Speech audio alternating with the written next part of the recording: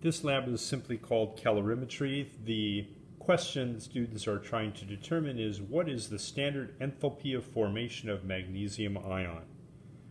This is a lab that I did at my APSI back in the last millennium sometime, and I've done it every year with my students in one form or another.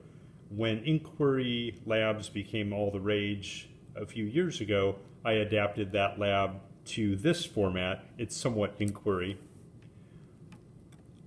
I'm not sure if it's a better inquiry lab than some or not so good, whether it's better as an inquiry lab or as a just do it and do the calculations, but I'll go through it with you as an inquiry lab. In this lab, the pre-lab questions will help students figure out what it is that they're going to determine. It's pretty obvious to most students that if you have hydrochloric acid and you have magnesium and you put them together, they're going to react. My students have done this numerous times. The complete reaction and the net ionic equation are shown here. That's part of what the students will need to know going in. They're going to use 1 molar hydrochloric acid. Doesn't really matter how close that is. They're going to use magnesium. You can give them small pieces, you can give them big pieces. Doesn't really matter. They're going to ask you if you give them different from somebody else. Does it have to be long? Mine's short.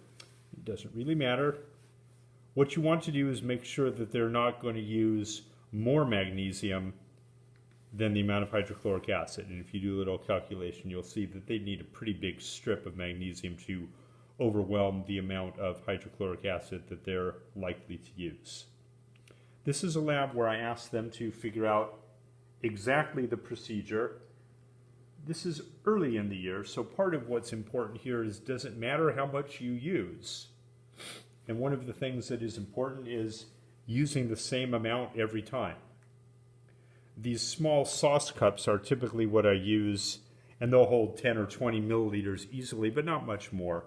If you don't have those available, something like this, you can use larger amounts, but then you're going to get a smaller temperature change.